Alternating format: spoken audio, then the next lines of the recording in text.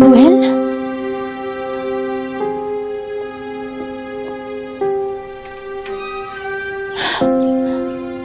Manuel? Ang ibig ba sabihin, nakapag-desisyon ka na? Para lang sa kahilingan ni Jessica. Tsaka para sa kaso ni Colleen. Siguraduhin mo lang babawiin mo yung statement niya. Of course. Consider it done.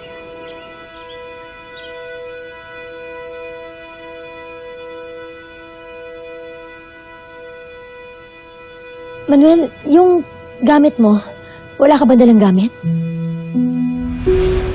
Manuel, ihatid na kita. Oh, wag na, Felma. Nag-book naman ako ng sakay extra para sa mga PWD yun. Tsaka, ayoko na sana na magkaharap kayo ni Hazel eh.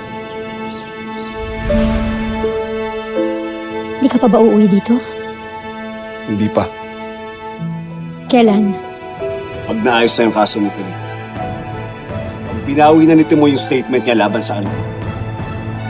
Manuel, I need an assurance. Umuwi ka muna dito. Eh, siguraduhin mo muna na gagawin mo yung napagkasunduan natin.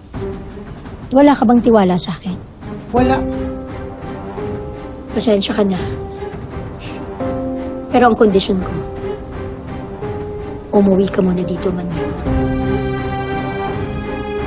Take it or leave it.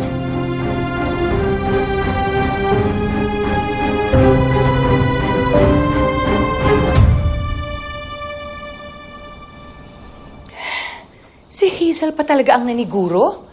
Ang kapal! Eh, paano kung hindi tumupad sa usapan yan? Lulukuhin ka na naman niya. Tayo. Mahirap magtiwala sa taong ganyan. Ilang beses na niya tayong niloko, Manuel. Hindi ko naman nahayaan na ulitin niya yun eh.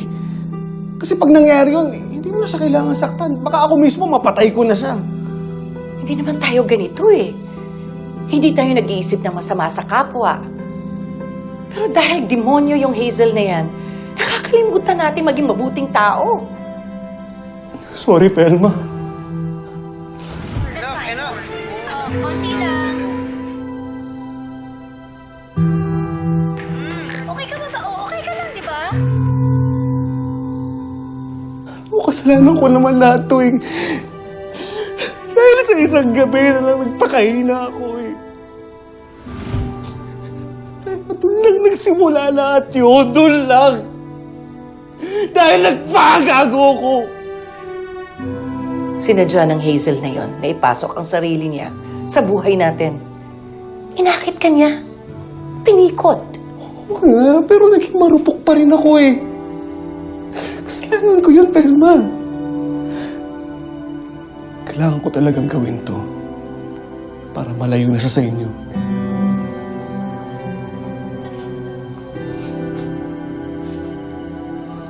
Nangyari na yon.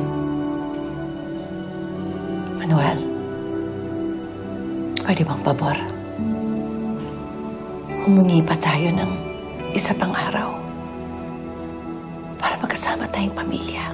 Kahit isang araw lang na maging masaya tayo. Sabi na, nandito lang sila eh. Nay, bakit niyo po ina-empake yung mga gamit ni tatay?